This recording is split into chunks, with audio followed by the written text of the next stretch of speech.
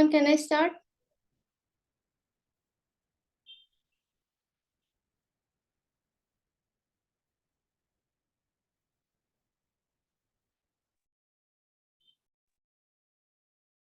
Yes, we are live.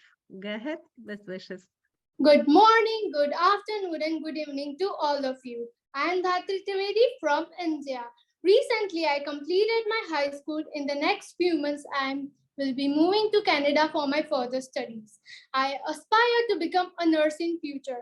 I also write poems, and currently I am writing a book called A Girl Found in an Haunted Abbey. In addition to this, I'm also working with various international groups, and one of them is IIU. I am working with this group for more than 1.5 years, specifically in the field of IIU-ISDC, which translates to International Student Development Council, where we initiate programs for children and youths. Now, let us move on to the topic, but before we do that, let me give you a brief introduction about IIU. International Internship University II is a leading virtual education system and a global brand confederation, which is the most valuable and trusted worldwide and well reputed in delivering global programs, and is committed for providing better and virtual education to all young learners in the globe. In a short span of time, IIU has spread its wings in 195 countries and 6 continents under the strong leadership of its visionary founder, Mr. Piyut Pandit Sir. He is committed and inspiring social activist, a passionate educator from the last 2 decades, providing education to the students from the various social cultural backgrounds. Now let us talk about our main agenda for today, which is creative writing and developing imagination and certain aspects to write books and poems. Now I would like to share the screen.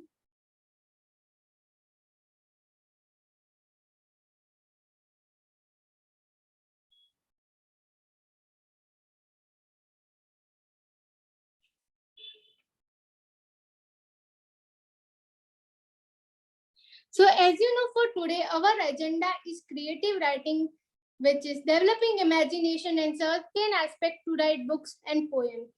I started my journey in the corona pandemic, where I discovered myself as a writer. So here I would like to talk about the first poem that I have written, which is My Heart Reminds. My heart reminds the day I was born, my mother happiness was blind.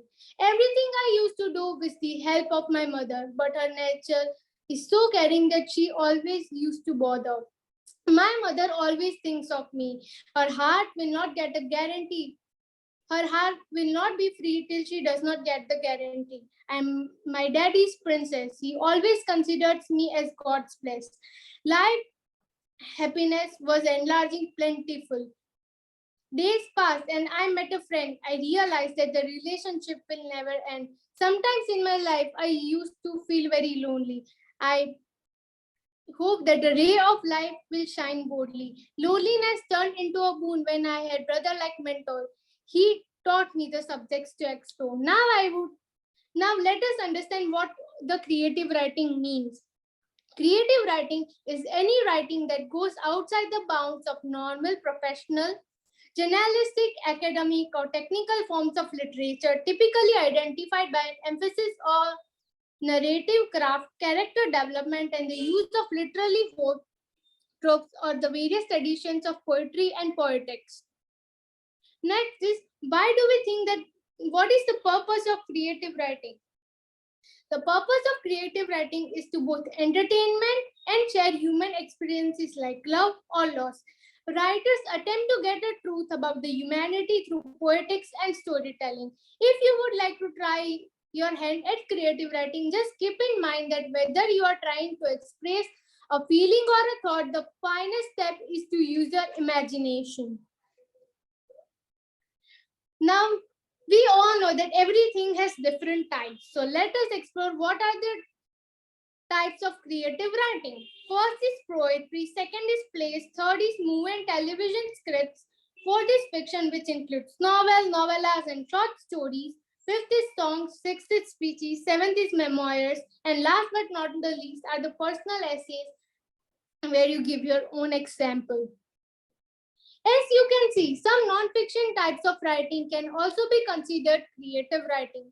Memoirs and personal essays, for example, can be written creatively to inform your readers about your life in an expressive way. Because the second types are written in the first person, it's easier for them to be creative. Next are what are the techniques used in creative writing includes character development, plot development, vivid setting, underlying theme, point of view, dialogue, anecdotes, metaphors and similes, figures of speech, imaginative language, an emotional appeal, and a heavy description.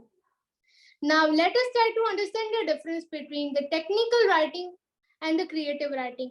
Technical writing is factual, informative, instructional, or persuasive, clear, precise, and straightforward. It is also objective and it also has some specialized vocabulary. For example, the biological names.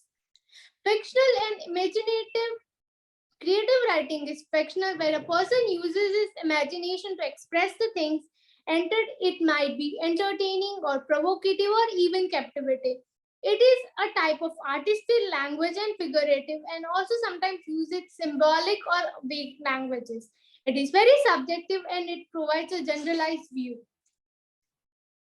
Now let us try to understand what are the key differences between a technical writing and a creative writing. In creative writing, the most is self-created, although the idea might be inspired, but in technical writing, the facts are to oblige that note delivered from leading on what previously other grades have concluded.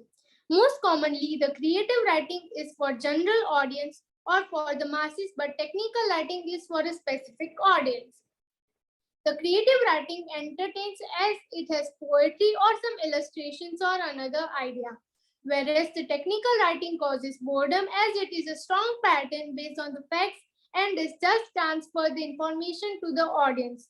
In technical writing, the specialized vocabulary such as scientific terms or that are used in creative writing. One can go with the slang or evocative phrases or sometimes even something comedy perceived by the audience. Humor, satire might be useful essences in creative writing, but such thoughts or ideas have no line with the technical working.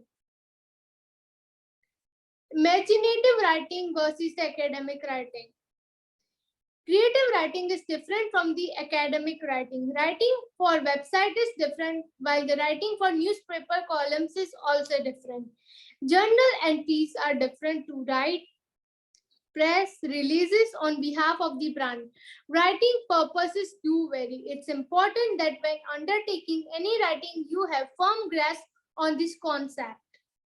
Let us look at the fundamental difference between the academic and creative writing.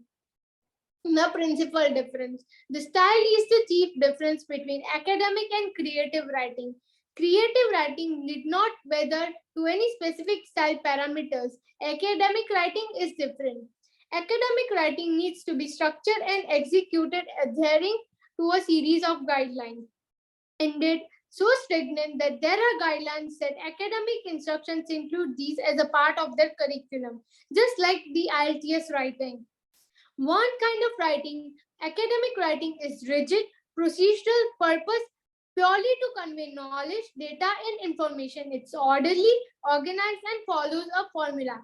It can be done, anyone can master it. Everyone should master it. The other kind of writing is the creative writing, is inspired, artistic, and entertains with its word pictures, concepts, and deep meaning. It is enjoyable to read. It touches us while teaching us. It's not necessary to learn, but a joy for those who do. Academic writing will earn you A's. Creative writing may get you published. Academic writing must be taught, but rarely is. Creative writing is optional, but is almost always the focus of writing curricula. Overall, creative writing allows for more personal expression, whereas academic or scholarly writing aims to explore an idea, argument, or a concept. Academic writing requires more factual evidence or support and presents challenges such as pressure of the time. They have their own purposes. Now let us try to understand the sensory details in writing with the definition and examples. The writer's ability, sensory details means the writer's ability to create a creeping and memorable story has to do and engaging our five senses. Sensory details include sight, sound, touch, smell, and taste. Writers employ the five senses to engage readers' interest. If you want your writing to jump off the page, then bring your reader into the world you are creating. When describing in the past event, try and remember what you saw, heard, touched, smelled, and tasted, then incorporate into them in your writing. Sensory details are used in a great story, literally or not. They think about your favorite movie or a video game. What types of sounds and images are used? What do your favorite characters taste, smell, or touch? Without sensory details, stories would fail to come to life. When sensory details are used, your readers can personally experience whatever you are trying to describe, reminding them of their own experiences, giving your writing a universal feel. A universal quality is conveyed when the writer is able to personally connect with the readers. Another note about the sensory details is that there is no other one sense that's more important than other. It all depends on the scene you are trying to create. However, imaginary the sight sense, it is common feature in vivid writing. Now let us look at the examples of the sensory passage. I went to the store and bought some flowers. Then I headed to the meal department. Later I realized that I forgot to buy bread. Now, does this pull you in? Of course it doesn't. There is nothing to bring you in the writer's world. Read this revised version in the addition of sensory detail. Upon entering a grocery store, I headed directly to the flower department where I spotted yellow tulips. As I tenderly rested the tulips in my rusty shopping cart, I caught a whiff of minty dried eucalyptus. So I added the fragrant forest green bouquet of eucalyptus in my cart. While heading to the meal department, I smelled the stench of seafood which made my appetite disappear. See how the extra details make this scene come to life. Writing with the senses is an important part of writing well. Adjectives bring to and pull the reader into the text and help to activate his or her imagination. Sensory details helps the reader to feel like he or she was there and create more intimate connection to the narrator or writer and a greater understanding of the text. Adjectives help to set mood and tone in the text and help to establish a strong voice. Next is the language what are used in creative writing, and the major language is imagery. Now let us try to understand what is imagery. Imagery is a language used by poets, novelists, and other writers to create images in the mind of the reader. Imagery includes figurative and metamorphical language to improve the reader's experience through their senses. Next is what are the types of imagery? It includes auditory, visual, tactile, gustatory, and olfactory. As from the image, we can see that visually imagery includes color, size, shape, and pattern. Olfactory refers to the nose, which includes fragrances, scent, and odor. Tactile includes our fingers, like touch, temperature, movement, texture. Gustatory images include the tongue particles such as sweetness, spiciness, savoriness, sourness, or saltiness. And auditory refers to hearing, which includes music, noise, and silence. Now, we will discuss this imaginary in a little bit more detail. Visual imagery. Visual imagery describes what we see. For example, comic books, images, paintings, or images directly experienced through the narrator's eyes. Visual imagery may include colors such as burnt red, bright orange, dull yellow, verdant green, and robin's egg blue. Shapes such as square, circular, tubular, rectangular, and conical. Size such as minuscule, tiny, small, medium-sized, large, or gigantic. Patterns such as polka-dotted, striped, zigzag, checked, and striped. Next is the auditory imagery. Auditory imagery describes what we hear, from music to noise to pure silence. Auditory imagery may include enjoyable sounds such as beautiful music, bird song, and the voices of a chorus. Noises such as bang of gun, the sound of a broom moving across the floor, and the sound of broken glass shattering on the hard floor. The lack of noise describing a peaceful calm or the airy silence. Third is the olfactory imagery. Olfactory imagery describes what we smell. Olfactory imagery may include fragrances such as perfume, enticing food and drinks, and blooming flowers. Odors such as rotting trash, body odors, or a stinky wet dog. Gustatory imagery includes Gustatory imagery describes what we taste. It may include sweetness such as candies, cookies, and desserts, sourness, bitterness, and tartness such as lemons and limes, saltiness such as pretzels, french fries, or pepperonis, spiciness such as salsas or Indian curries, flavoriness such as thick dinner or a thick soup. Next is the tactile imagery. Lastly, the tactile imagery describes what we feel or touch. Tactile imagery includes temperatures such as bitter cold, humidity, mildness, and stiffing heat, textures such as rough, red, seamless, and smooth, touch such as hand holding one's in the grass or the feeling of the starch, fabrics, and one's skins, movements such as burning muscles from excursion, swimming in cold water, or kicking the soccer ball. Next is, what is the importance of imagery? Because we experience life through our senses, a strong composition should appeal to them through the use of imaginary. Descriptive imaginary launches the reader into an experience of a warm spring, scorching hot summer, crisp fall, or harsh winter. It allows readers to directly sympathize with the characters and narrators as they imagine having the same sense experiences.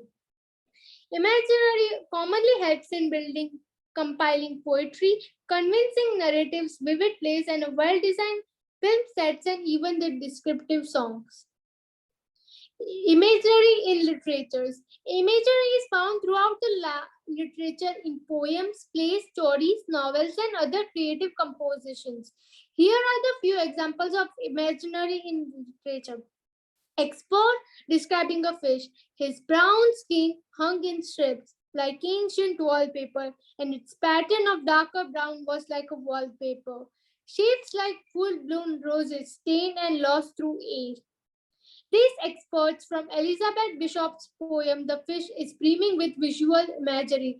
It beautifies and complicates the image of fish that has just been caught. You can imagine the fish was tarted, dark brown skin like the ancient wallpaper, covered in barnacles, slime deposits, and sea lice. In just a few lines, Bishop mentions many colors including brown, rose, white, and green. Second expert is from a story. A taste of a miniature was one aspect in orderly spirit. Another was of passion for secrets in prize varnish cabinet. A secret door was opened by pushing against the grain of a cleverly turned dovetal joint. And here she kept the diary locked in clasp and a notebook written in a code of her own invention. A tiny petty cash box was hidden under the removable floorboard beneath her bed. In this expert from Ian McMahon's novel Atonement, we can almost feel the cabinet as its varnished texture or the joint that is specifically in a dovetal shape. We can also imagine the clasps detailing on the diary and the tin cash box that is hidden under the floor card. Various items are described in depth so much that the reader can easily visualize them. Now let us move into the next category, which is imagery in pop culture. Imagery can be found throughout the pop culture in descriptive songs, colorful plays, and even in the exciting movie and television scenes.